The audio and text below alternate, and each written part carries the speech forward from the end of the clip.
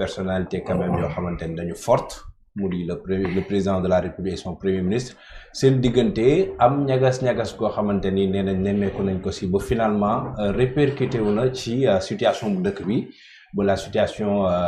politique ou bien la situation du pays de façon globale gis nañ ni dafa crispé wu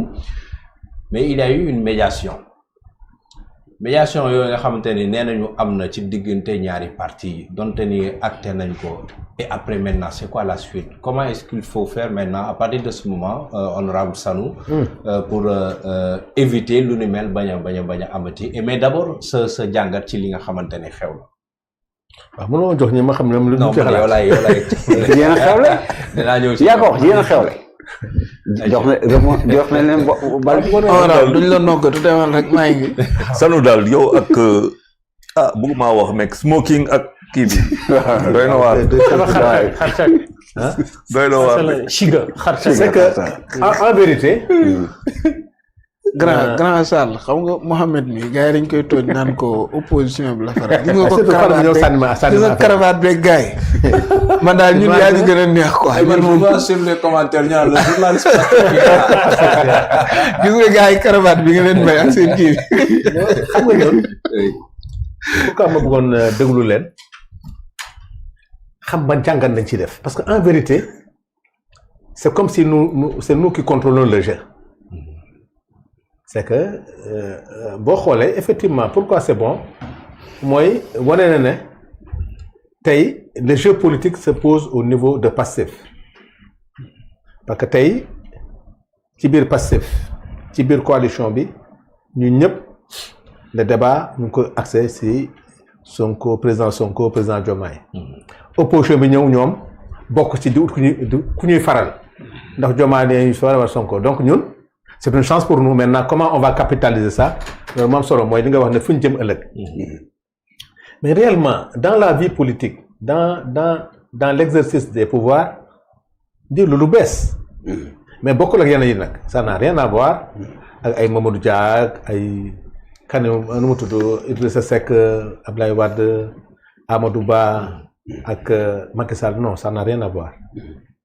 fii dafa am schéma bu bees bu am Sénégal am Afrique dans le monde boog man bon je ne sais pas gisuguma ko peut-être moo amul beneen forme mais dañoo am un président de la République bu bokk ci benn parti boobu te yàlla dafa def mooy parti majoritaire au Sénégal c'est un parti boo xam ne kenn c'est-à-dire xajul ci kenn à l'heure actuelle am premier ministre bu koy diriger mu nekk président parti bi te kooku actuellement Sénégal yi teg ko loxo yàlla may ko nga nangu ko naxa nga moom moo yor bu sol bi ànd nag ak président de la République ñu gouverner façon boo xam ne suba nañuy xam njëriñam mais actuellement chemin faisant dañuy jàng rek parce que on n'a jamais eu cette forme de gouvernance ñi ci wax yépp da ngay yaakaar rek opposition bi day yaakaar mu yàqu ñun aussi forme de gouvernance boobu ñu koy expérimenter c'est pas facile parce que bu njëkk ba président de la République mooy gérer parti bi mooy joxe la ligne te fii gis nañ ko premier ministre bi président bu ko neexee tey mu jël la suba mu dindi la du am benn impact mais fii nag le programme bi président bi diriger parti politique bi la ki koy diriger mooy ki waroon nekk président de la République président bi nangul ko loolu ñu am premier ministre boo xam ne wax dëgg yàlla tey moom mooy jàkkaarloog opposition bi am na nag nu mu bëgg a doxalee réew mi mais malheureusement président de la République aussi am na moom xëy na ay contraintes yoo xam ne xëy na rythme yi mun na bañ a nekk benn muy problème justice c'est ça la vérité muy problème justice yu ci bëri parce que yu ci bëri sur le plan programmatique on a aucun problème ah Sénégal Vision Sénégal naka nañ koy doxalee ñooñu amul benn problème nous sommes tous d'accord ñu koy doxalee amul benn opposition loolu moom entre président de la République et son premier et le gouvernement tu as vu amul benn opposition le programme il est clair il est entier ñoo ci demandoo tu as vu président même il donne mandat au président de la République que mu diriger ko mu oriente ko tout se passe pour programme yu bëri sax la c'est sous l'arbitrage du premier ministre yu ci bëri mën na ko jox na ko sax dans le cadre de la conduite et dans le cadre du redressement yu ci bëri sax dañ ko moo tax boo gisee budget primature yokk loolu la am na arbitrage yu bëri foofu la tu as vu les marchés publics centrale d'achat bi yëpp foofu la yooyu yëpp daal donc xam nga confiance sur le plan gestion de l'État y a pas de problème maintenant sur le plan politique mooy li nga xam ne moo am te en vérité man gisuma problème bi parce que Diomaye président wax dëgg yàlla impacté wul sur la marche politique ci biir Pastef. la coalition Diomaye président. waaw impacté wu ko amul benn yàqu-yàqu bu muy indil Pastef ñoom ñëpp sax ils suivent Pastef Diomaye président ñu ngi ci démarche lu Pastef def sax ñoom ci ñuy ànd amul benn initiative bu Diomaye président def pour Pastef donc en vérité dans la pratique c'est Pastef moo dirigé tu as vu tout ce qui est politique Ousmane Sonko mooy doxal def maintenant ce qui s'est passé xam nga loo xam ne lu ñu ne fàng duñ fi nekk du ko werante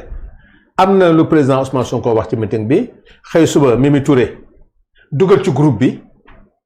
loo xam ne yàlla xam ne bi muy dugg ñu ñëpp kenn gëmu ko ci. le communiqué. waaw communiqué bi waaw dafa xawoon am ay vices de forme yoo xam ne bon boo xamee dëgg-dëgg sur le plan administratif naka demee xam nga boo xoolee commune boo ko liiree c'est sur le plan politique mais ci fin bi. dañ na diriger conduite éclairée du premier ministre. premier ministre mënul diriger une coalition politique. donc ngay gis affaire yoo xam ne forme beeg mel maintenant. ci yu mel noonu aussi décision yu mel noonu. président bi wala keneen moo ko war a joxe information bi moo tax ñëpp du teewu ki mu concerné forme bi mu ko dugalee. moo indi confusion. moom la Mimi Touré la. oui moom la concerné. moo ko dugal foo xam ne. fi mu ko dugal moom dirigé wu leen. wax dëgg yàlla sur 300 et quelques wax dëgg yàlla booy xool ñi foo ànd ak moom. fi mu ko dugalee. li mu yàq moo ëpp li mu defar. parce que dafa dugal foo xam ne wax dëgg yàlla doo moo ko fa doon dugal. mun na bàyyi président bi jël ci initiative bi moom bu ñu waree informer. oui Pastef moom mu bàyyi mu informer Pastef mais moom est-ce que amoon na légitimité légalité pour joxe information bien que mën na choisir mais est-ce que moo ko war a dugal te moment bi mu ko dugal nag dafa indi jiixi jaaxa dafa mel ni premier ministre wax ci meeting bi président Pastef wax ci meeting bi yow Mimi Touré nga dugal lii c'est que dafa mel ni yow Mimi Touré yow yaa indi jafe-jafe ci kër jàmbur. mais est-ce que finalement li am nii suñ ko mën a tuddee crise est-ce qu'elle est tout simplement politique wala affaire Mimi Touré bi dafa nekk rek la partie visible de l'iceberg. waaw xam nga jafe-jafe am na. du ñàkk ci politique.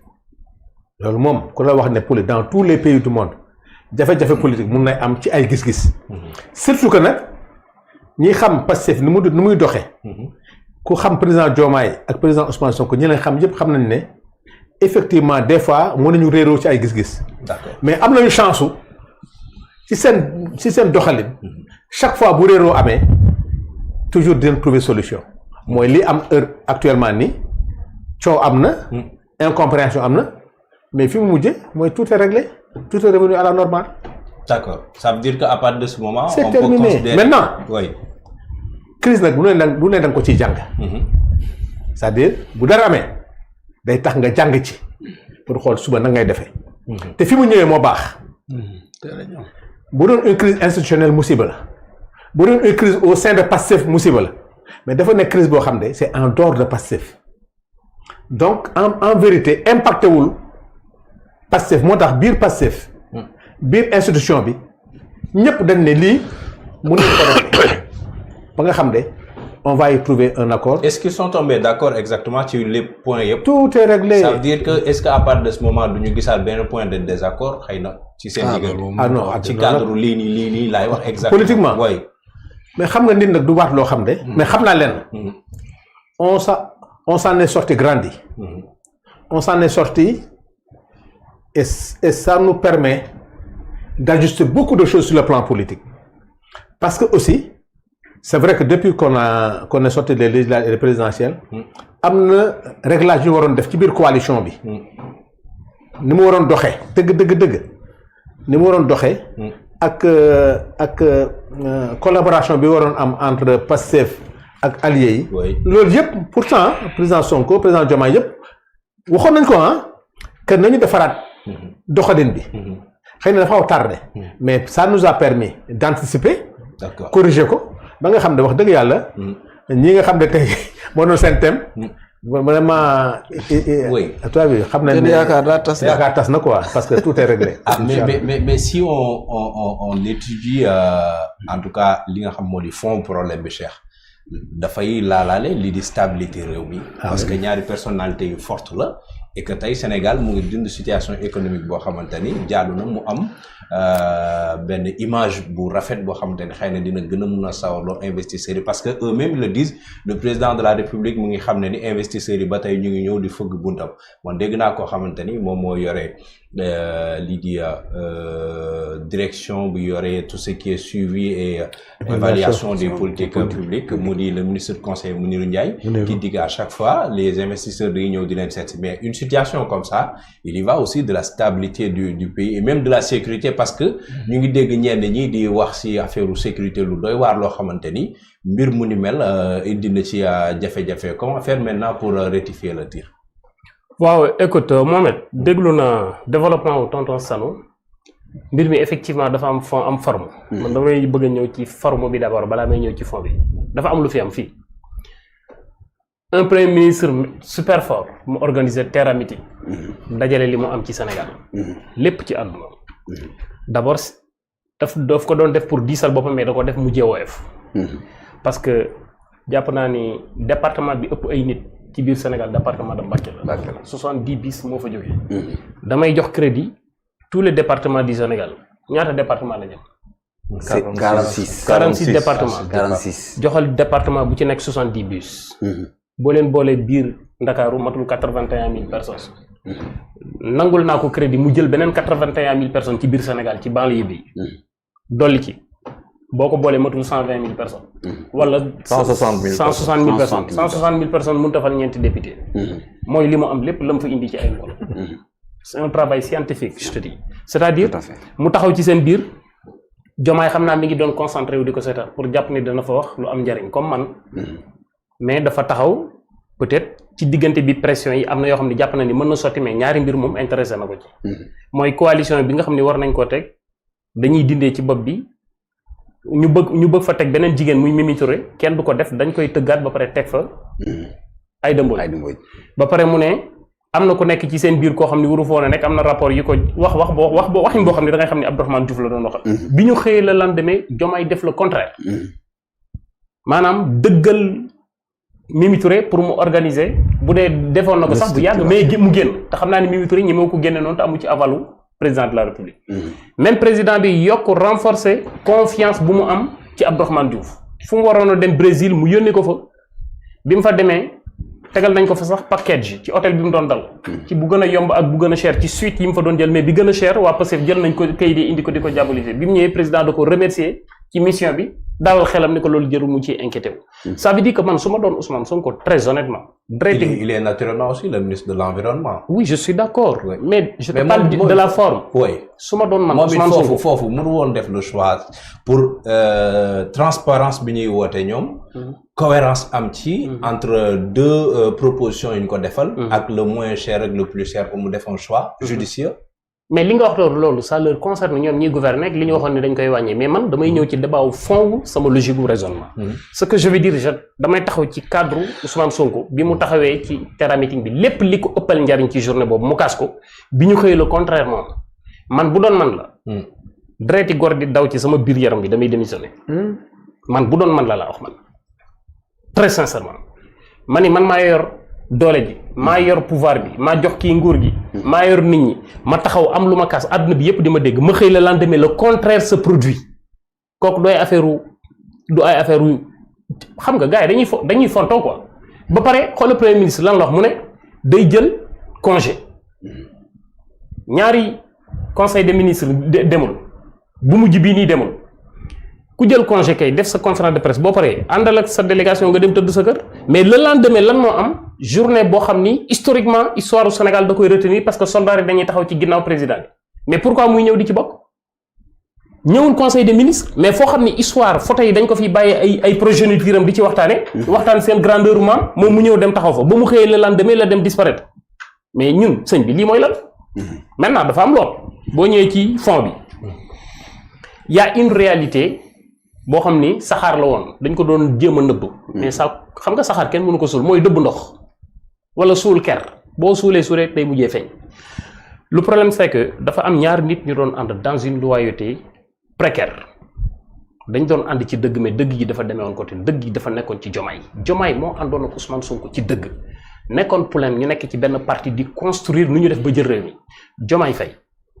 nekk nit ku dëgg ci boppam nit ku pieux nit ku ragal yàlla image boobu la amoon ci leader am bii di Ousmane Sonko bi ñuy ànd moo tax yi ko fi traversé Diomaye jël ci ay risques dem ci plateau télévision Maïmouna Ndour Faye toog ni billaahi wallahi wa taalaahi fi ñuy jiiñee Ousmane Sonko loolee musu faa teg tànkam Diomaye fii may waxee yow ni président saa yu jullee li muy gën a concentré wu di ci ñaan ci àdduna mooy astaghfirullah pour la mu waatoon ci yàlla ci jamono yi non je te dis la vérité booba Diomaye n'avait pas xamuloon ki muy àndal mais Diomaye boobu le garçon de Ndiaganiao qui était derrière son leader politique Ousmane Sonko yàlla mi dara tawut def mu nekk président quand il est devenu président au bout de 8 mois il n'avait pas encore des renseignements moo tax mu toog ni dama bëgg Ousmane Sonko mi mu lorñee sama place bi benn objectif la am mooy danaa liggéey ba mu jël fii ma toog oui ci diggante bi yu bari xew na fi mais à partir de un an et quelques mois Diomaye détient les véritables informations de tout citoyen sénégalais man lépp lu ma mës a def ci àdduna bi mu ngi ci loxo Diomaye tonton Charles mi lu mu mës a def ci biir Sénégal mu ngi ci loxo Diomaye y compris monsieur Ousmane Sonko en dehors de premier ministre bi maintenant c'est là où les données ont changé Diomaye wax naa la ko sànq ce qu'il regrette dans sa vie d'avoir purgé une peine d'un an d'emprisonnement à cause de Ousmane Sonko te xam ne ndekete yooti bi mu koy def nekk doon ci dëgg moom loolu c'est dans les mains de Diomaye ce qui fait que Ousmane Sonko est devenu transparent maintenant dans cette transparence là mooy obligé jox Diomaye Faye le président de la République raison pour mu xam ne kon li ñu nekkoon wuy ba réew mi tegee ci seeni loxoon donte ay tappale amoon na ci waaye nag réew mi mooy dëgg te il faut mu concentrer wu focaliser wu cadré wu ci nu mu def ba génn réew mi ci ay jafe-jafe jëm ci ay naataango ci naataange moo tax mënatuñu ko divertir ci ay caaxaan c'est ça man jàpp naa ni li moom mooy véritable problème bi maintenant Ousmane Sonko lu ñu gën di dem muy gën di xaru mais je te dis di gën di ridicule ci kanamu président de la République c'est ça la vérité lu mu gën di xaru moom ak maasam ak ñi ko topp muy gën di xaru di gën di def ay des soulèvements des enchères gonflement de poitrine di gën di ridicule wala di gën di nekk ku waaye di ci kanam président man c'est ce que je crois c'est ce qui est en train de se passer maintenant ñoom ñoo ni woon waa Pastef yi ñoom ñoo yor doole ji ñoo yor mouvement bi Sonko mooy yàlla ji mooy lépp mais ñetti fan yi dafa am lu ma ci jàngi ñetti fan yi wax naa ko sànq ci benn vidéo bu viral dëkk bi dafa mel ni daju liir maanaam Diomaye Faye quand il est vraiment quand il a pris ses décisions de mat place am dëgg place au chef de l'État ci ñetti fan yi fan la coow li mujj ñëpp a ni pat Ousmane Sonko il est obligé d'accepter cette négociation revenir à la table de négociation parce que il se trouve seul contre tous même ñi muy wax ay alliés yu fidèles ci moom ay directeurs généraux yi nekk ci biir gouvernement bi ñetti fan yi jàll mënu cee jot kenn téléphone moom Sonko non mu ngi may dégg bu dul dëgg na ma porter plainte ñetti fan yi jàll laa non déglu rek imam ma pare nga jël dama ne ñetti fan yi jàll nii ñu génn nii balaa démb Ousmane Sonko mënul jot benn ci ay directeur général am yi nga xam ni Diomaye leen nommé téléphone parce que Diomaye dafa jël responsabilité yu mat sëkk képp ku ci waxi tappale dañ lay dàq moo tax ñoom ñëpp dañ nañ pat maintenant il sait que su dof loo ñetti at yi jàll bu génnee mais il sera seul et d'ailleurs sax son inéligibilité fa lay gën a assuré woo moo tax gars yi kenn du ko ci topp c'est-à-dire dañ doon àndi te ànd gi dëggul ci ñoom ñaar kii mi ngi koy doog a découvrir maintenant nag ñoom ñaar dafa am ay différences yu ci am kii il agit en émotion parce que il est très émotionnel parce que masse bi muy waxal ci émotion la ñuy dox dañoo émotif kii il agit en raison parce que il est très raisonnable et calme et posé et maintenant il a le Sénégal dans ses mains xam na ni askan bi ñu ngi xaar ci moom fu mu jëmale réew bi comme ni ñu leen fale woon Mamadou fi may daaneele xoolal gars yi ni ñuy soreelee ak l'essentiel yow nga opposé wu fukki at ñëw ñu jox la gani sénégalais yi daje leen di gën ci yéen jom ak fulla ak fayda ak ngor ak ñi gën ci sénégalais yi ñu jàpp ni ñoo ci gën ñoom gëm nañ leen ba cotiser ji ba 85 vies humaines dee ci ñu jox la li nga doon laaj nga ni doole ji laa soxla doole ji soo ko yoree dinaa faj seen soxla dinaa ñogal njàng bi dinaa ñogal paj mi dinaa ñogal dund gi dinaa ñogal inondation yi dinaa ñogal transport bi dinaa ñogal gars yi dajale xeex ba ab jacquerie am fii ñu jox la réew mi 2 ans nga yor doole ji yor police yor gendarmerie yor assemblée nationale yor fonction yi yor numéro téléphone chef d'état yi ci monde bi même tu es incapable de poser une pierre ab brique maanaam xoolal nit ñi soreelee ak l'essentiel léegi fan la ñu indi nekk ci débat wu maanaam waxu ñaari nit yoo xam ni kenn ki jàpp na ni nëga ni heure bii dafa waroon a nekk président parce que loolu Guy Marius Sagna moo ko wax dafa mel ni la Habib Sy nangu woon bu ñu defee 18 mois mu démissionné après ñu organiser élection peut-être pression boobu tegaloon nañ ko Diomaye nangu ko peut-être dem ba ci biir xam ne loolu mënatul nekk parce que il a découvert le gars xam ne ni jaratu ko mu génn ci léegi waa ji wóoru ko sax tax dina nekk élection dina nekk candidat d'ici 2029 coow loolu la ñu tàmbali très bien loolu coow la ñu tàmbali il faut gars yi ñu dimbale ñu xam ni sénégalais yi ñoom dañ leen a fal pour ñu génne sénégalais yi ci ay jafe-jafe Mamad suñu lépp a ngi wàcc très bien lépp loo xam ni Sénégal mi ngi ko doon gam-gam la yeneen i réew nekkoon ci seen kanam ci ay notation mu ngi wàcc bu ci kanamee dinañ ci dugg. très bien alors Cheikh est-ce que tey Pastef nekkul di dund li ñuy wax la réalité du pouvoir parce que gis nañu Diomaye mooy Sonko mooy Diomaye jaay nañ ko Sénégalais yi ba ñu épouser ko mais réalité pouvoir xëy na fi mu ne nii ëpp na sax seeni personnalités yu ñu nekk ñoom en tant que ay camarades de parti mais tey ils sont appelés aujourd'hui à faire face à la réalité du pouvoir ba nga xamante ne tey lu ñu mel nemmeeku nañ ko et bien évidemment est-ce que problème bi c'est tout simplement politique su nekkee yi ñuy dégg fan yi yëpp vraiment dëgg na ci wàllu sécurité ñuy wax ak on entend beaucoup de choses en tout cas. Mohamed réalité du pouvoir moom gars yi ñoo koy wax rek. pouvoir moom yaa koy jox réalité gis nga nit ak noo mën a mel ndomba tànk biñ la mën a jox sa jikko rek lay feeñal bu dee da ngaa nekk opposition ni nga mel nga dem ñu jox la pouvoir nga changé mooy yow la sa jikko feeñ rek waaye du ay réalité pouvoir ak nanga parce que pouvoir yow yaa koy jox réalité sëñ Cheikh de dégg naa ko mu wax ci meeting bi man xam naa meeting bi sax bëgguma ci delluwaat dama bëgg a wax rek ci diggante kii parce que man yaakaaroon naa li nga waroon gën a bàyyi xel ci meeting bi yaa ngi tudd Touba ne xaw ma ñaata bis ñoo fa jógee pourtant li leen waroon gën a impressionné yéen mooy ne Touba train Dakar Touba bi moo ne utiliser wuñ ko ci meeting bi te ñi ñu jiitu woon bu doon ñoom la dañ koy def parce que li fa jógee ci nit mënoon nañoo utiliser train Dakar Touba bi mais dañ ko fay bàyyi mieux Assane Mbengue moo yor organisation Pastef gis nga benn mobilisation Dakar waaw gis nga benn mobilisation Dakar Dem Dikk bu convoité benn militant wu Pastef pour yóbbu ko ci meeting bi loolu leçon boo xam ne dañ leen koo jàngal def bi ñu nekk opposition wan leen ko bi ñu nekk pouvoir donc kon yu mel noonu bu fekkee tey yow Dakar Dem Dikk nag Pastef moomu ko Pastef moomu ko mais Dakar Dem Dikk ñi ko fi yoroon balaa Pastef dañ ko couleur seen couleur parti n'est-ce pas lu ma fi amoon buñ daan def ay mobilisation fii ba Matam daawoo gis ay bis Dakar Dem Dikk di dem loolu laa lay wax nag li am kii amul Dakar la ñuy defee te gisoo benn bis Dakar Dem Dikk bu jël ay militants Pastef loolu ñoom la ñu war a jàng ci xam ni ñuy yaxaanalee ñun alal réew mi ak li ñu bàyyi xel li état moom ak li état moomul loolu ñun dañ ko bàyyi xel di opposition dégg naa ko aussi mu ne xam naa Cheikh bi ñuy doog a commencé dégg naa honorable di ko wax naan ko yow da ngay waaje ñëw muy yëngal bopp léegi yëngal bopp boobu mooy bañu la dikk mais day def clin d'œil Diomaye quoi ne ko au cas où bu affaire bi kii rek man pare na ko xam nga gars yi Cheikh ñun Dakar lañ yaroo la xam nga ñun Mohamed man front de terre bii laa màggee ñun gis nga fii ñu toog nii ngaa ko yeewoo fi dafa ndàkk rek Cheikh clin d'œil yooyu do am gis nga li si honorable daane leen ne seen yaakaar a tas effectivement seen yaakaar day tas parce que président Diomaye coow moo leen ko wax moom moo leen ni président Sonko dañuy am ay divergence Mohamed maa ngi jéegul dama xaw a soj moo tax baat bi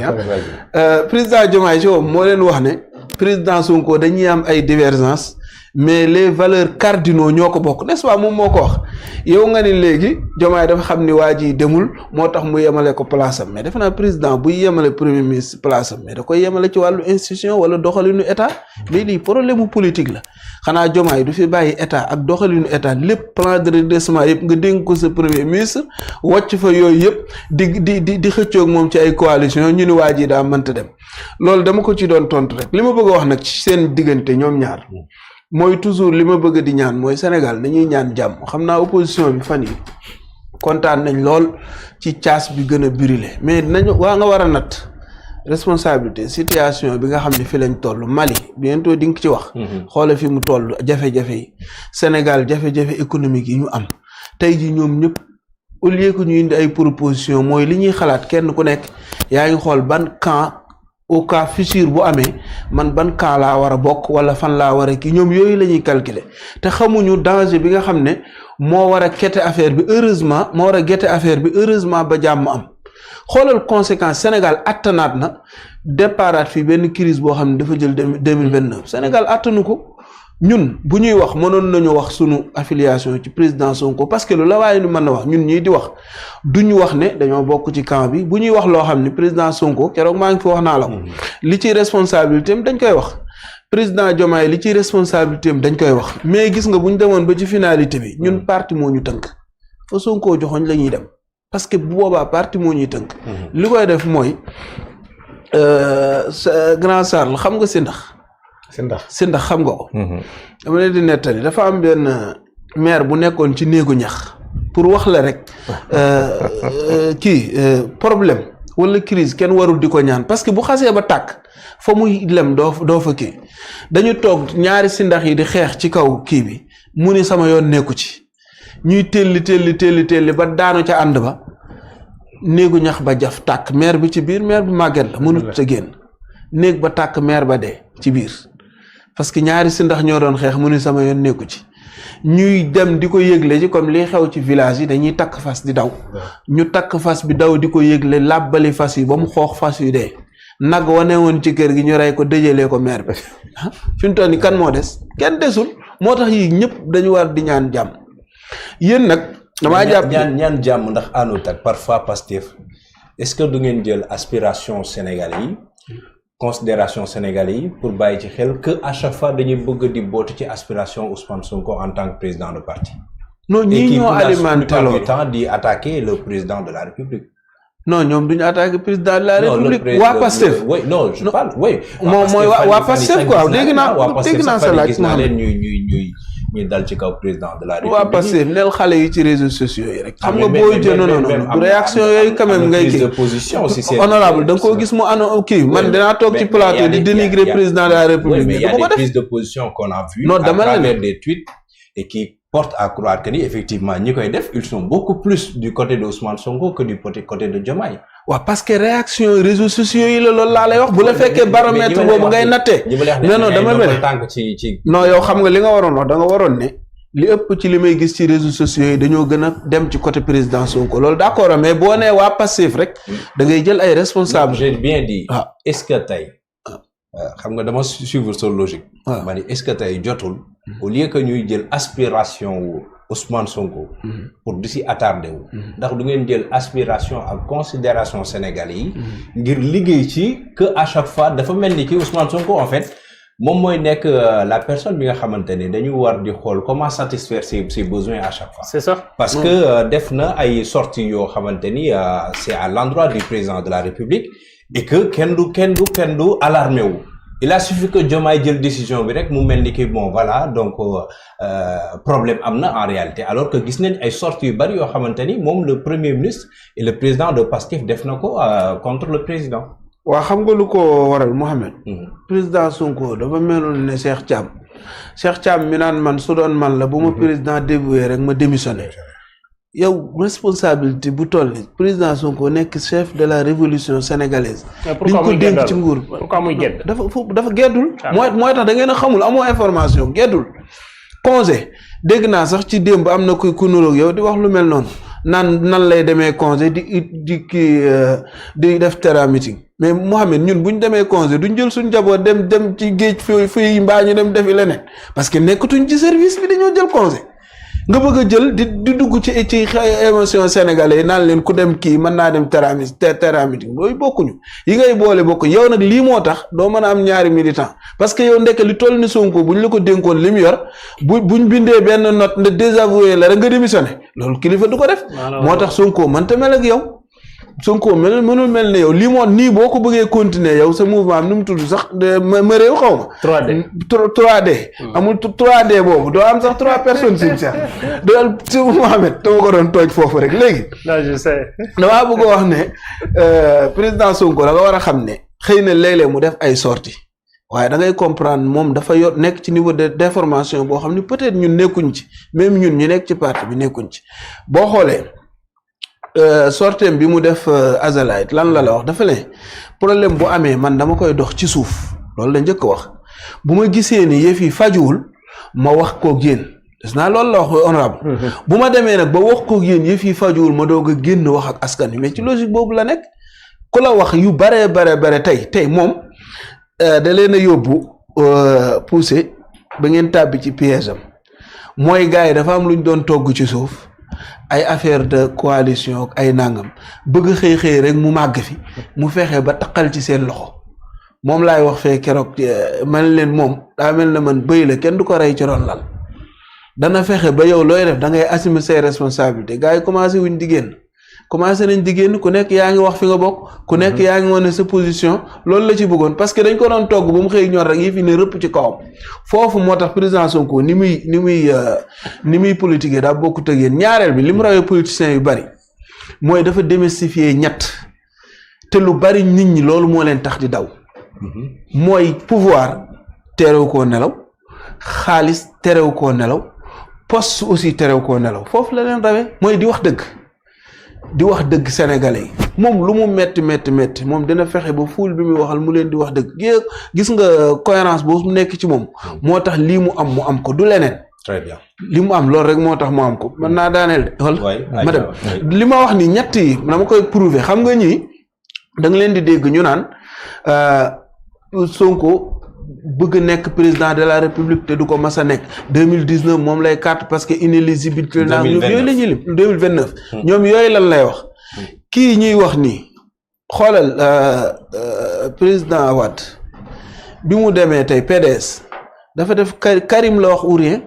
ba PDS mënatut a am candidat loolu fii la ñu fekk président Macky Sall dem na ba jeexal pouvoir mënul désigner kenn sax pour ñu jox pouvoir bi moom président Sonko ñëw ñu arrêté ko mu ni partem affaire bi du nit projet la il faut am koo xam ni mooy passeur bi loolu mooy la grandeur bi mu ko defee bu fekkoon dafa teg Diomaye ñëw ci législative yi gagné am 130 députés dem toog assemblée président assemblée nationale ñu ne daa bëgg nguur mu dem jël El Malick teg ko fa pourtant mënoon na toog foofu nekk deuxième personnalité de l'État di am fonds politique am comme ni ngeen ko koy jiiñee ci primature te amu ko 2019 Khalifa Sall bi ñu demee mu bokk ak Idrissa Seck législative présidentielle bi mu ñëwee gars yi di rang rëbës bi mu demee ci Khalifa Sall lan la ko wax man dama lay mettre en l'aise parce que coalition naturelle bi nga war a am muy président Idrissa Seck mi nga àndaloon kooku moo deful dara muy pouvoir léegi nag Diomaye moo war a xool président Diomaye Faye moom moo war a xool boo xoolee ñi ànd ak yaa ngi naan dañoo ànd ci xalaatu Sonko ñu bari mais xoolal Sonko ñi ànd ak moom ci position bi yëpp mooy ñan la mooy ñi nga xam ne ñoo àndoon ak moom 10 ans di xeex y compris président Diomaye mii yeneen ñi nga xam ne ñoo nekk ci beneen côté bi président Diomaye mooy ñi nga xam ne à partir de 2019 wala 2021 lañ ñëw ñii APR lan bokk ñii waa kër Bougane yi nga xam ne ñoo doon dajale gars yi ne leen ñii ay radical lañ bu leen ànd ak ñoom ñun 2019 fii la ñu fekk léegi nag président Diomaye bu xoolee réaction yi génn am ñoo xam ne déjà ñi ngi dem ci plateau yi di commencer di joxe ay scénario quoi naan waaw gouvernement d'union nationale nanga maki nanga am ñoo xam ne ñu ngi génn xamal ne ko waa ji yow yaa nekk ci yoon léegi au cas où boo ko dàqee rek ñun ñoom pare nañ pour jàppale dégg naa sax benn kenn koy woowee boppam sëriñ mën naa ko wax génn ne gaa yi la war a jàppale danoo ragal waaye ñun ñeme nañ mooy ngóor si dëkk Touba noonu nee na moom maanaam ñeme nañ quoi maanaam Diomaye boo gaa yi rek man ñeme nañ tëdd nañ xeex gis nga ñu dem ñu tëdd ñu noppalu président Diomaye ak Sonko bu ñu amoon kii bu ñu amoon ay jafe-jafe du doon ci luy laal état léegi nag président ci waxam moo war a xippi bëtam ma daaneel ba guddal na li mu war a xippee bëtam mooy ñii di ko topp nii buñ ko weddiloo boppam kilifa kenn du ko weddiloo boppam kilifa da ngay fexe logique bi mu nekk nga bàyyi mu nekk ci parce que président Diomaye bu fekkoon finalité bi lépp mooy présidentielle 2029 mais moom bu waree dem présidentielle 2029 mais parce que fa ko war a porter te bul fàtte ne TFM bii la toog ak Charles mii mi ngi fa woon seetaan naa émission bi mu ne leen même président Sonko c'est pas forcément bu ñu demee 2024 mu nekk candidat wu parti bi parce que texte parti bi mayewul loolu président Diomaye mën naa ñëw teg si parti bi président parti bi mën naa bañ a nekk candidat bi secrétaire bi mën naa bañ a nekk candidat bi kon ay textes yu leer ci lañ ko bind léegi loolu da ngeen a jàpp ni président Diomaye dana ko fa bàyyi dem di créer ab coalition boo xam ne morne lay doon pour mën cee jafalu pour mën a nekk président 2019 dañ koy nax te gëw ma ni man ba tey fii ma toog sama dëgg laay wax gëw ma ni moom moo alimenté loolu ndax ku xam Diomaye daawul doxee noonu lu mu génnee septembre gëm naa ne mi ngi woon ci yoonu waxtaanee ko mais Mimi Touré mi ko bëgg a yàqal nag moo profité pour fayu génnee communiqué bi moo tax moom moo ciy mujj tuutiwaat ak ñi koy jàppale rek. Très bien alors Djibril dafa am fan yi ay wax yu ñuy dégg. On n'est pas en mesure de dire que ni nangam bi am na ou pas. Mais ñi koy def. di koy wax quand même yaakaar naa ni am na benn situation boo xamante ni. war nañ ci bàyyi xel. aussi bien muy yéen opposition que muy pouvoir. muy sécurité ak stabilité réew mi. mbir bu ni mel su amee tey est-ce que dañu war a mën a taxaw ci ay bëgg-bëgg politique ba tax ñuy seetaan sécurité réew mi wala stabilité am di si yàqu ou bien dañu war a mën a delloosiwaat xel yi pour liggéey ci loo xamante ni moom mooy génne Sénégal situation bi nga xamante moom la nekk jamono ci. oui jërëjëf déglu naa les deux ak sama camarade laa koy wax sax Cheikh Thiam mais man d'accord ma ak ñoom parce que deuxièmement que situation yi pouvoir yi ni muy ñëwalante bokkuñu ñoom seen pouvoir ñoom si boppam ñoom ñoo waroon éviter lii am Pastef waaw ñoo ko waroon éviter parce que fi ñu dugg yëpp ci xaw yu am économie bi la stabilité lépp ñoom bi ñuy ñëw dëkk bi dafa nekkoon si benn trou de 2021 ba ñëw ba 2023 loolu waroon na nekk benn jàngal bu rëy si ñoom Sénégal yàgg na am lu bari période Senghor Abdou Diouf Abdoulaye Wade ñëwaat ba fii mais souvent les histoires mën na ñëw ndróo mais mën nañu méngaloo époque yi duñ bokk am nañ divergence certes mais tamit am na ay querelle parce que Ousmane Sonko bu demee organiser terrain meeting on n'a jamais vu en termes de république surtout un premier ministre ou bien un chef kenn ku ñi gagné pouvoir ba pare du temps réel élection ñuy dem di organiser meeting et meeting bi les discours qu'il a tenu ça loolu mooy wax ni que am na benn divergence bu am sur. c'est un chef de parti su ko neexee. d'accord mais même Abdou Diouf ak Abdou Diouf. premier secrétaire da ko joxe woon. Tanor Dieng yor ko. mais miin ñu woon ci état muy jékki-jékki rek en temps boo xam ne si crise la nekk nga organiser meeting miin ñu ko woon parce que lenn foofu bu ngeen xoolee si ossature meeting bi on dirait que y a deux institutions il y a l'institution présidentielle qui est là et l'institution beneen institution bi comme l'Assemblée nationale c'est-à-dire que il voulait montrer sa force au président de la République boo xoolee divergence ak ay querelle profonde dafa am seen diggante ñii duñu wax mukk ci àdduna naan affaire yi parce que dañuy toog naan noo affaire yi réglé nañ ko mais la xew au fond ñaar ñi mun ñu la ko wax. xamuñu ko man xamuñu ko duñ ko xam parce que d'abord da ngay lire boo mënee lire les lignes xam nga socialistes yi boo waxee da naan suñu ligne duñ ko wecc libéraux yi de même chose ñun les gauches dañuy xam parce que boo gisee Ousmane Sonko lam bëggoon wax ci meeting bi bu ñu ñëwee bu ngeen dégluwoo parole yi dëgg parole dafay jiyaloo mooy discours ba mu doon indi ak discours bi da ko changé même sur les dossiers qui parlent si dossiers yi sax da si juum parce que en temps réel ak Ousmane ba ma xam buy def conférence de presse ni muy composé fii dafa jàll de côté il voulait montrer sa puissance au président de la République comment se fait-il un chef de parti nga indi kii au pouvoir nga ne chef de parti da nga jël décision si coalition Aïda Mbodj moo si coalition teguñu si ay fan le président de la République ne Aïda wax naa la 2 mois organiser cette succession nga joxe coalition pour la structuration Mimi Touré remplacer la les questions toujours je disais à l'époque de Macky Sall que les coalitions au pouvoir toujours ay querelles internes yu dangereux de siy nekk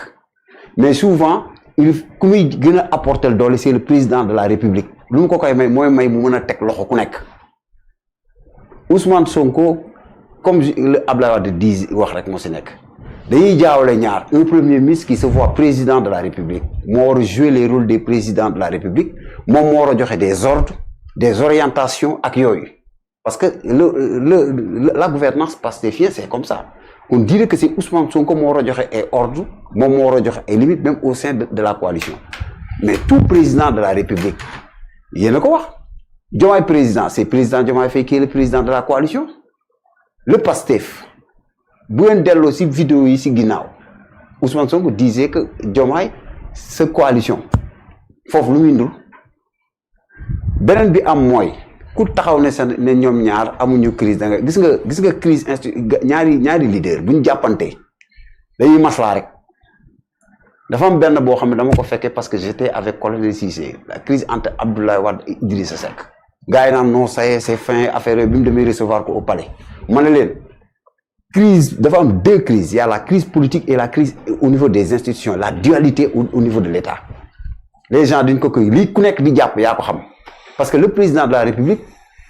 Diomaye Faye ba doon xool Ousmane Sonko ci kaw xam ko woon mu nekkoon militant nam ko doon xoolee bokkul ak léegi nu mu koy xoolee. kon yow gëmloo ni médiation bi mën na régler problème. non Sénégal toujours c'est un pays de médiation et de dialogue ku nekk di nga bàyyi mais en termes politiques on va vers des batailles parce que benn bu fekkoon ne médiation raté mais Mimi Touré a convoqué une réunion hier amul réunion Mimi Touré amul ay chef de parti yoo xam ne dañu génn def ay conférence de presse pourtant ñooñu ñi si Diomaye président am na ñenn ñoo xam ne des partis yoo xam ne dañu bind ne ils sont affiliés si presque si Pastef ba ma gis ay liste yoo xam ne comme ku mel ni grand parti ak yooyu foofu boo taxawee rek ne non c'est réglé et réglé en termes politiques nous sommes des politiques yow politique nga terme de gouvernance dafa wuteeg terme lañuy biir coalition man bokk naa si coalition CAP 21 et Abdoulaye Wade xam en tant que andi jëf nekk responsable des jeunes yéen ça va représenter ngay kii des crises internes au sein gars yi bu ñu génnee day mel du ñoom mais ku nekk yaa ngi teg fenn parce que lan mooy problème bi mooy guerre 2029 su ma la déggee maam kon les gens ne se xam la situation économique comment c'est fait que un pays ñu yaa ngi ko léegi yow nga waxoon ñëpp la situation est catastrophique il y a des problèmes avec la Banque mondiale yow gis nga situation yi mbënd bi yëpp nekk ci bu fekkee ne crise amul woon kon lu premier ministre doon organiser ay terrain meeting et deuxièmement que benn pourquoi même congé bi dafa am benn lecture sànq xam mi ngi wax naan non nit bu jëlee ko c'est différent. ah mais congé la nag. non attends c'est différent ngeen bëgg a taxaw si. non c'est différent. xam nga c'est différent non xam nga ku nekk man damay liggéey. non c'est différent. un premier ministre ne peut pas faire non am nga droit demander congé par circonstance mais gouvernement dañu xam si li ñu xam si taarix ñoom ñooy ànd doo dem congé fii nag am na exception premier ministre am na droit jël congé mais congé bi ak ni lecture yi am xam nga buñ jëf naan ñu non Ousmane Sonko est léeg non nous sommes tous des Sénégalais gis nga bu dara amee au fond bu amee dualité au sommet de l'État ñun bu ñu neexoon ne opposition lañ nan reyante mais non nous sommes des responsables et la stabilité de ce pays parce que ñoom ñaar bu ñu amee problème lu muy njëkk a yàq mooy l'ossature gouvernementale lu ñuy ñëw day toucher la stabilité institutionnelle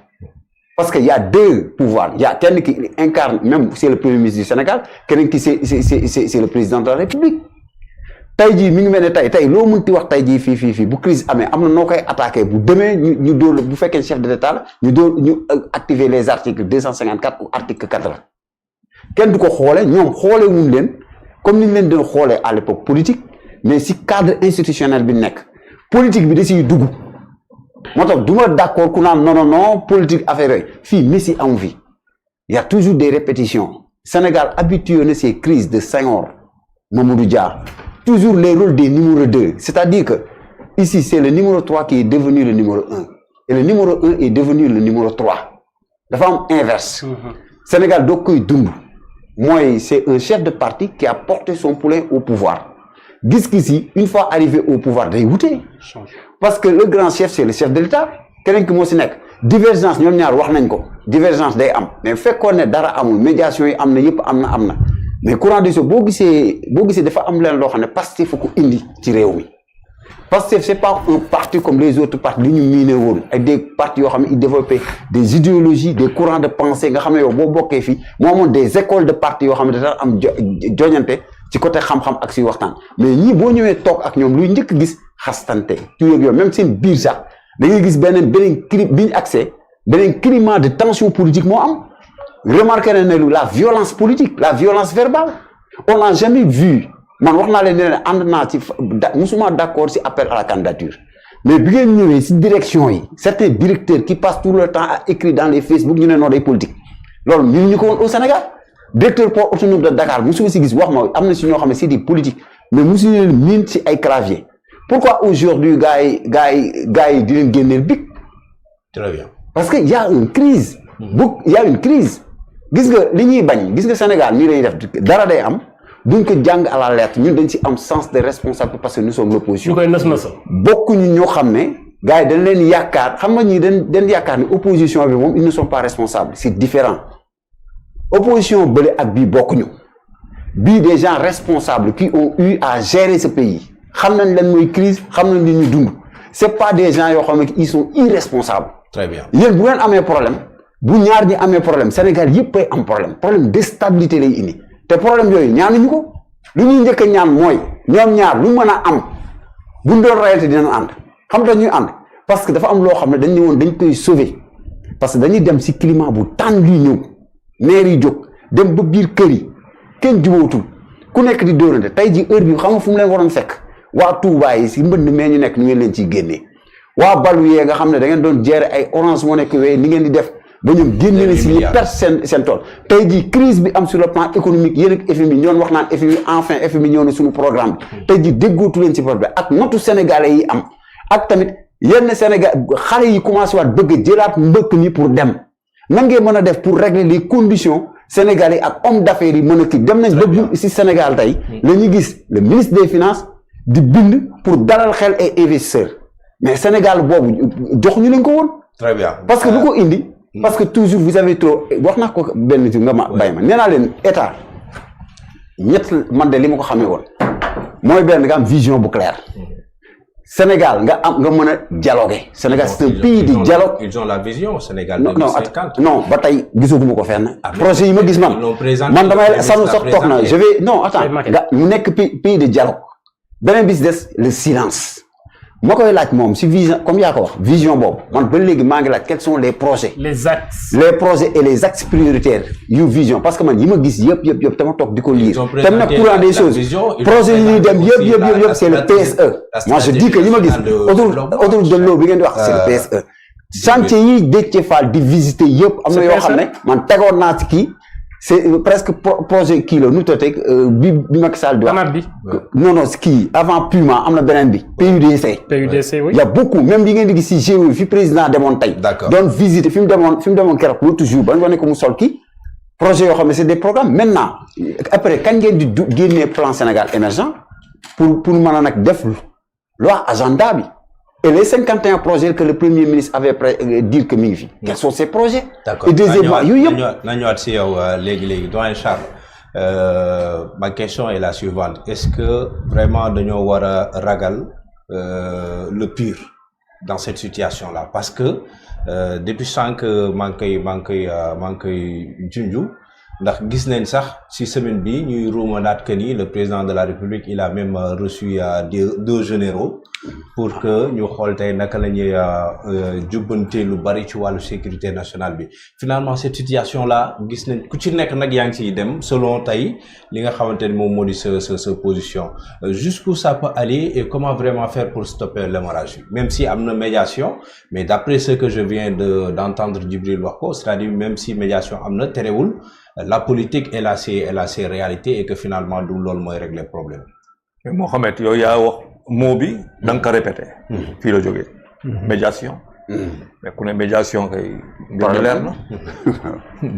médiation du nekk foo xamante ne tout va bien hein. donc am na médiation. kooku information bu dum ñu ñoo ko wax fii la jógee. waxuma ko man nag c'est les faits. oui tu as raison le pire il faut craindre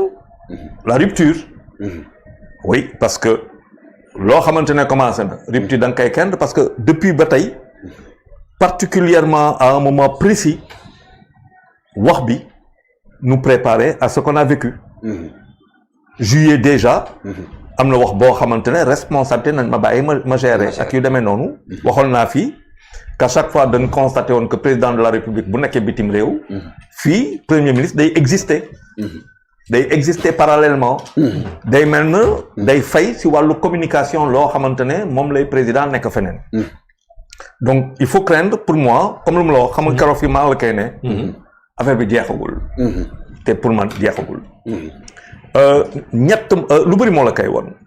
dañu ne dafa am avant le 8 dafa am loo xamante ne avant le 8 ma leen avant le 8 mooy du 24 mars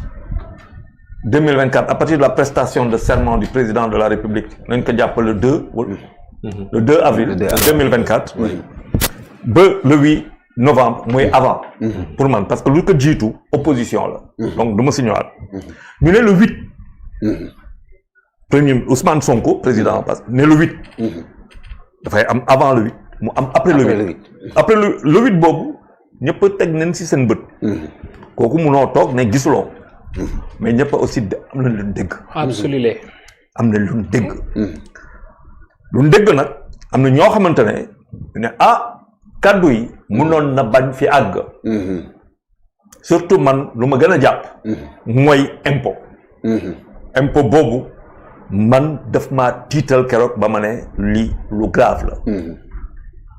bu fekkente ne lii ak lii defuñu ko bu leen fay impôt mais yàlla daa def ko yow yaa yor lépp pour le financement du plan de redressement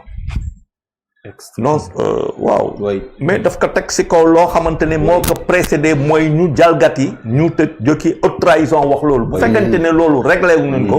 bu leen fay impôt maanaam bu justice deful liggéeyam waaw bu leen fay impôt bu leen fay impôt c'était la première fois ma dégg wax boobu te dama ne képp kuy opposant fii wala kuy responsable wala nit boo ko waxee bu dul moom justice wool looloo tax nag dama ne faaw ko dégg nag après le 8 mu am après le 8 léegi après le 8 boobu dañu ne woon il y aura un après le 8 c'est quoi après le 8 lan mooy constat bi après le 8 parce que les faits man damay jël si loo xamante ne moom avant bés ba après mais lu ñu jàpp après le 8 le président a sifflé la fin de la récréation looluy dëkk président de la République a sifflé la fin de la récréation looluy dëgg xaw ma lan mooy ambition am daal 2029 mais le costume il entend le porter président de la République dëkk bi nee na sew kenn waxatul ñi doon wax fii principal wa ñëpp ne teg kenn waxatul man j'ai suivi lu ma yàgg déranger parce que tey maanaam wax bi Facebook la waxu kaddu état Facebook la information sax mun naa ko mais ay defante noonu lu bees mais nag laa niroog suñu jamono loolu moo lu bees après le 8 Diomaye moo ko moom après le 8 bu doon dañ doon séntu leneen xaar leneen ak leneen après le 8 Diomaye amul wax amul dara benn missive benn lettre du 11 novembre ñëpp ne tël ñii di wax nii ñii di dem fële ça va dans tous les sens mu ne teg gis ñu war a gis ñu ne médiation qui sort renforcé de cette affaire mais c'est Diomaye le président c'est le président de la République qui sort comment ça Diomaye c'est lui qui sort renforcé de cette affaire et comment ça mais oui parce que aujourd'hui il y a que le silence absolument donc le premier ministre va-t-il retourner quand est-ce qu'il va retourner premier ministre en s'asseyant avec des gens avec au moins une personne boo xamante ne am na lu mu ko wax donc day won lu bëri rek que foog mu am foog politique mun na am man Cheikh Sanu ñun suñu niveau yi ñuy dóorante quoi di wax yenn yi mais boo àggee yenn niveau yi ba ñu jox la lengee sa waxin day changer nekkin di changer jëfin di changer taxawaay di changer togguwaay di changer sa léppay changer parce que mbuba nga sol googa mbubu 18 millions de Sénégalais yi ñoom ñoo ko moom mbuba boobu keroog léegi nag foog ñu ñëwaat à l'orthodoxie dafa am waxu mbedd waaw waxu kër ak waxu biir néeg waxu mbir néeg du ñëpp a koy fekkee waxu salon beneen wax la waxu mbedd defe naa loolu le président woote te bu ñu gisee silence si ñetti fan yi ko te ba tey nga xam ne loolu la ñu respecté maanaam foog ñu ñëwaat au centre ñu xam lan mooy suñu xeex suñu biir néeg salon mais waxu réew donc Sénégal wax naa fi daaw 26 septembre quand le premier ministre wax naa fii laa fi toog ne la on est mort nit ñi may toog di wax nit ñi ma ne xamu leen rek mais daaw on est mort te xamaguñu ko saa yu ñu toogee wax gars yi caw notation dégradation notation du dëgg ñu toog si kaw loolu pourtant nag da lay woon benn affaire bu am solo si Sénégal mais pays ba léegi dafa taxaw léegi nag réew bi lan moo ko taxawloo Sonko fondation kër fondation moo koy téye ay poutre téye ko ay poto téye ko ay poutre téye ko ça veut dire que Sénégal depuis 1960 avec loolu tax boo dee wax pour am le pouvoir am na waxinam boo àggee pouvoir am na beneen waxin te booy ut itam am na wax boo xamante doo ko mën ça veut dire que de 1960 à aujourd'hui on a beau insulter Senghor Abdou Diouf Abdoulaye Wade Macky Sall la maison tient debout donc du yow yaa ko liggéey ñu la fi jiitu ñoo ko liggéey ba kër gi taxaw faw nga delloo ñooñu léegi nag lépp a baaxul mais am na lu ci baax loolu moo téye tey Sénégal ça veut dire liggéey bu ñu fi def moo mën a may ba tey ñuy dem di uti si impôts yi si taxes yi ñuy di ut pour mun a fay lu ñu war a fay pour faire face à la dette ak yu demee noonu loolu moo may Sénégal taxaw donc du loolu ça n'a pas commencé en 2024 c'est pas vrai c'est aussi vieux pour notre République lu am solo si biir man lii yëpp pourquoi man le point positif loo xamante ne man am naa ko après le 8 xam nga lan la République enfin on redevient républicain la République du Sénégal on n'est pas fidèle à un homme on est fidèle à la République on n'est pas loyal à un homme on est loyal à l'idée de la République faw que dëgg bi ñu koy wax loolu nag waaw loolu nag moo ñëw te di ngeen ko gis ci kanam parce que prochaine sortie prochaine démarche yi dina won que Sénégal République u Sénégal moo am solo te loolu mooy suñu liggéey parce que dafa am ñetteel point foo xamante nañ fa ñëw wala le 4e point concernant le Mali munoo toog si nu ñuy dund nii réew bi ñu ne c'est difficile te Sanu wax na ko Cheikh wax na ko réew bi mënuñu fi toog après lii yëpp ñuy dund crise politique boo xamante ne du ñu ñoo ko indi du opposition moo ko indi ñu nekk au pouvoir seen biir ñoo ko bëgg a indi Sénégalais par sens mais day won rek day won lu bëri bu fekkente ne république la ñuy dawal Sénégal la ñuy dawal sacrifice di daw faw nga jox république lu mu moom président de la république mun nañ prêter lu nekk man je suis pas dans le secret des dieux mais je vois la république nañ ko jox lu mu moom du dëgg nañ jox Sonko lu mu moom si biir parti daa am lu mu moom mais si kaw premier ministre daa moom moo am loo xamante ne faw mu def ko au nom de la république et non pas au nom du parti et encore moins au nom du parti état ay comprendre donc loolu moo indi lii yëpp léegi nag man lu ma gën a jàpp xam nga lan la maturité laa gis yàlla maturité d'un homme qui a frappé tout le monde et ça montre beaucoup de choses. Ça montre il y a la maturité d'un président de la République, conscient de la charge de loo xamante ne yor na ko, qui a dit il y a le parti, il y a la patrie, il y a les ambitions. Pour ce qui me concerne, Sénégalais dañ ma élire pour 5 ans, cap sur 5 ans. Léegi l'avenir, c'est l'avenir. Léegi nag danga may ànd ak man ñu dérouler politique boo xamante ne yow yaa ko moom c'est vrai, mais c'est ay anamu république. Aux ordres et aux couleurs de la République. Moi, je remercie le président Bassirou Diomaye Faye pour avoir fait revenir la République.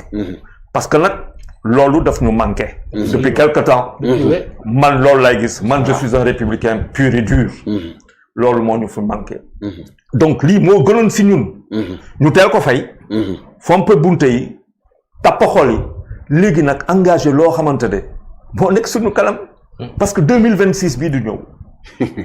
bu fekkente ne liggéeyuñu liggéey bu si wax. waaw bu fekkente ne xaalis dawul si. xam nga réew bi fu mu jëm. maanaam si paupérisation de la population sénégalaise.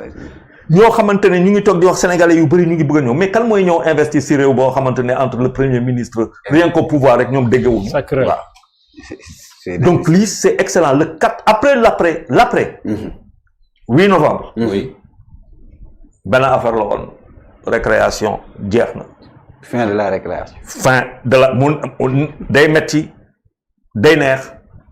c'est la République. C'est la République qui a gagné après le 8 novembre. man moom laa jàpp. très bien te loolu feeñ na fu ne. feeñ na fu ne te ñëpp ne teg te teg boobu nag moo ñuy won yoon. très bien. non Sanu maa ngi gis yaa ngi jël note rek.